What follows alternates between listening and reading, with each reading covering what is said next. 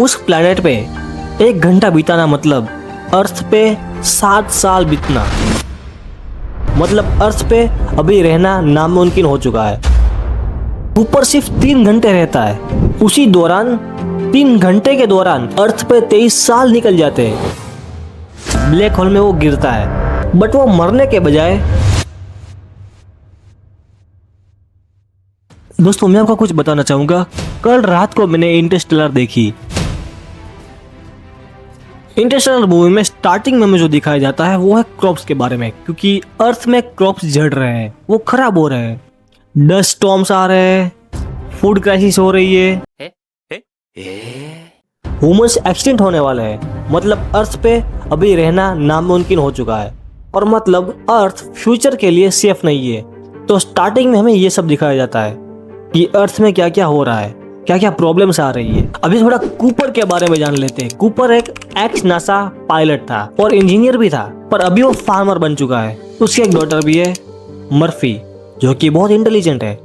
उसका एक बेटा भी था जो कि वो थोड़ा डम था। स्टार्टिंग में मर्फी के रूम में ग्रेविटी से बुक्स गिरती रहती है। वो एक्चुअली में फ्यूचर कूपर का एक सिग्नल होता है, वो उसको अभी समझ नहीं आता, वो लास्ट में समझ आएगा। अभी थोड़ा नासा के बारे में जान ले कि मूवी में नासा के बारे में क्या दिखाया गया है। नासा बोलता है कि सैटर्न के पास एक वर्म होल मिला है, वर्म होल, ब्लैक होल। अभी ये वर्म होल क्या होता है? यूनिवर्स का शॉर्टकट। अगर हम दिल्ली से मुंबई फ्लाइट लेने के बजाय अगर हम एक टनल से 1 ही सेकेंड में हम मुंबई से दिल्ली पहुंच जाए या दिल्ली से मुंबई आ जाए, जैसे कि डोरेमोन का एनीवे डोर, 1 ही सेकेंड में मीलों दूर हम जा सकते हैं, वो भी 1 ही सेकेंड में दरवाजा खोल के। तो ऐसा ही कुछ काम करता है वर्म होल। अभी मूवी में 3 प्लैनेट्स ऑलरेडी एक्सप्लोर हो चुके हैं। पहला है मिलर्स प्लैनेट, जो कि पूरा वाटर से भरा हुआ होता है, और दूसरा है मंस प्लैनेट, जो कि पूरा आइस से भरा हुआ होता है, और तीसरा होता है एडमंड्स प्लैनेट, जो कि हैबिटेबल है। अभी मेन गोल क्या है? इंसानों को एक नया घर ढूंढना है, क्योंकि अर्थ अभी रहने लायक नहीं रहा है, क्योंकि उसके क्रॉप्स अभी जड़ रहे हैं। तो वो खाएंगे क्या, पिएंगे क्या? यहाँ वहाँ धूल उड़ रही है, वहाँ रहने लायक जगह ही नहीं बची है। इसलिए अभी इंसानों को एक नया प्लेनेट ढूंढना होगा। अभी हम थोड़ा टाइम के बारे में जान लेते हैं कि टाइम का एक अमेजिंग कॉन्सेप्ट है। मिलर्स प्लैनेट, जो पहला प्लैनेट था मिलर्स प्लैनेट, उसे वाटर प्लैनेट भी बोला जाता है, जो पूरा प्लैनेट वाटर से भरा हुआ होता है। आपने देखा होगा कि कूपर वहां पे जाता है और बड़ी बड़ी लहरें आती है।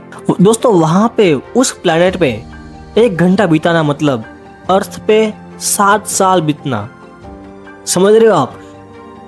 उस प्लेनेट पे अगर हम जाए, ये प्लैनेट दरअसल वर्म होल के बहुत ही ज्यादा पास है। अगर वो वर्म होल के बहुत ही ज्यादा पास है तो ग्रेविटेशनल फोर्स बहुत ही ज्यादा लगने वाला है। तो ज्यादा ग्रेविटी होगी तो टाइम स्लो हो जाएगा।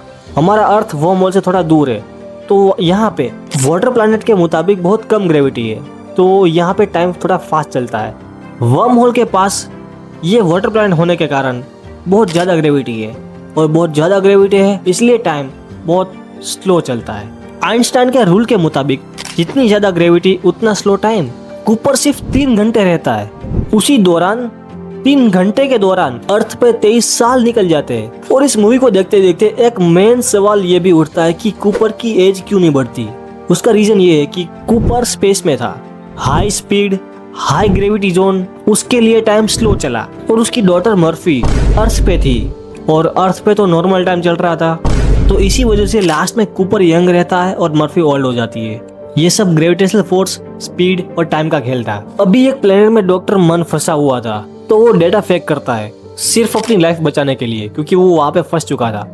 तो वो चाहता था कि कोई अर्थ से आए और मुझे यहाँ से ले जाए। तो इसी वजह से उसने एक डेटा फेक किया, और इसी मजबूरी से ये सारा प्लान बना हुआ था कि कूपर ऊपर जाएगा, वहां पे इसको रिसर्च करेगा, पर एक्चुअल में मामला कुछ और था। अंत में कूपर खुद को सेक्रीफाइस करता है और वर्म होल में जाता है। वर्म होल यानी कि ब्लैक होल, ब्लैक होल में वो गिरता है, बट वो मरने के बजाय टेसरेक्ट में चला जाता है। अब ये टेसरेक्ट क्या है? 5th डायमेंशन का रूम। टाइम एक लाइन नहीं है, वो पूरा एक स्ट्रक्चर है। कूपर वहां पे पास्ट, प्रेजेंट और फ्यूचर तीनों एक साथ देख सकता था। अभी मर्फी के रूम में क्या होता था कि बॉक्स गिरती रहती थी, जो वहां पे डस्ट रहती थी वो एक अलाइनमेंट में गिरती रहती थी, कोऑर्डिनेट बनाते हुए।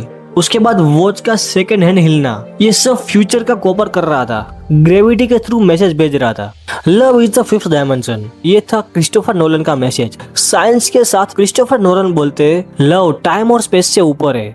मूवी के दौरान मर्फी अपने फादर को फील करती है, इसलिए वो मैसेज समझ पाती थी। एंड में मर्फी ग्रेविटी इक्वेशन सॉल्व करती है और ह्यूमंस स्पेस में शिफ्ट होते हैं और कूपर वापस मिलता है मर्फी से। और एंड में कूपर निकल पड़ता है एडमंड्स प्लैनेट की तरफ, जो तीसरा प्लैनेट था। जब कूपर डॉटर को मिलने आता है, जब वो वर्म होल से बाहर आके जब वो डॉटर को मिलने आता है, तब वो आपने देखा हो कि जो सर्कुलर लैंड थी वो असल में एक स्टेशन होता है, स्पेस स्टेशन, जहाँ पे ह्यूमन अभी सर्वाइव कर रहे होते हैं अर्थ को छोड़ के। ज्यादातर ह्यूमन अर्थ को छोड़ चुके होते हैं, अभी वो स्पेस स्टेशन में रह रहे होते हैं। तो मैंने आपको पहले बताया कि इस मूवी को देखने के बाद मेरे माइंड में बहुत सारे सवाल उठे। तो एक सवाल मेरा ये भी था कि वो जो लैंड है उसको सर्कुलर क्यों बनाया गया। तो थोड़ा देखने के बाद, थोड़ा जानने के बाद मुझे पता चला कि वो लैंड सर्कुलर इसी वजह से है क्योंकि एक्चुअली में स्पेस स्टेशन में ग्रेविटी नहीं होती है। अच्छा, तो ह्यूमंस आसानी से चल फिर सके इसीलिए उसको सर्कुलर फॉर्म दिया गया। और वो स्पेस रोटेट करता है और रोटेशन से बाहर की दीवार पे फोर्स लगती है, वो फोर्स ग्रेविटी जैसा फील होता है। इसका एक और एग्जांपल मेरे पास है कि अगर हम एक बाल्टी ले, अगर उसमें पानी भरा हो, अगर उस पानी को हम ऐसे ऐसे घुमाए, तब वो सर्कुलर फॉर्म में जो फोर्स क्रिएट होता है उसी वजह से वो एक ग्रेविटी जैसा फील होता है सरफेस पे। जैसे हम उसको घुमाएंगे पानी चिपकता रहता है, गिरता नहीं है और एक फोर्स क्रिएट होता है और शायद इसी फोर्स को वहाँ पे हम ग्रेविटी जैसा फील कर सकते हैं। मतलब समझ रहे हो, ग्रेविटी रोटेशन से आ रही। सेम लॉजिक यहाँ पे यूज हुआ है और पूरा कंट्रोल एनवायरनमेंट था। जहाँ अर्थ पे इतनी सारी प्रॉब्लम्स हो रही थी, फसल जड़ रही थी, डस्ट स्टॉर्म्स आ रही थी, अर्थ स्लोली डेड हो रहा था। और यहाँ पे कूपर स्टेशन पे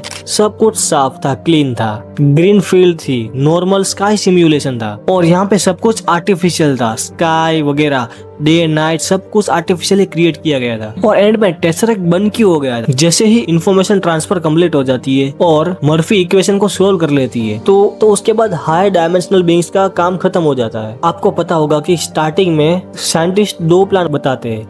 पहला प्लान होता है कि सारे अर्थ के इंसानों को बचाना और दूसरा प्लान होता है कि अर्थ छोड़ के स्पेस में जाना और ग्रेविटी की फाइनल इक्वेशन सोल्व करनी थी। और इसमें सबसे बड़ा ट्विस्ट ये था कि प्लान ए कभी कंप्लीट होना ही नहीं था। वो पहले से जानते थे ब्लैक होल डेटा के बिना प्लान ए इम्पॉसिबल है। उसने दुनिया को होप देने के लिए झूठ बोला था। कूपर को सिर्फ प्लान ए पता था और प्लान बी को बैकअप बोला गया था। और फिर मर्फी का गुस्सा क्यों था, क्योंकि मर्फी समझ जाती है कि पापा झूठ के नाम पे गए थे और इसीलिए वो कहती है you left us to die. तो फाइनल में क्या होता है, फाइनल में ये होता है कि कूपर ब्लैक होल में जाता है, मर्फी को डेटा भेजता है और मर्फी उस इक्वेशन को सोल्व करती है और इसी वजह से प्लान ए सक्सेसफुल हो जाता है और प्लान बी की जरूरत नहीं पड़ती। तो इसी वजह से जिस प्लान को इम्पॉसिबल माना जाता है उसी प्लान को वही प्लान पॉसिबल बन जाता है। तो भाई मेरा तो माथा पूरा घूम चुका था भाई, अभी भी बहुत सारे सवाल उठ रहे हैं। पर मैं तो ये सारी रिसर्च मैंने थोड़ी बहुत की जो मैंने आपके सामने रखी है। मैंने थोड़ा इस मूवी को आसान भाषा में आपके सामने रखने की कोशिश करी है। आई होप कि आपको अच्छे से समझ आया होगा। बस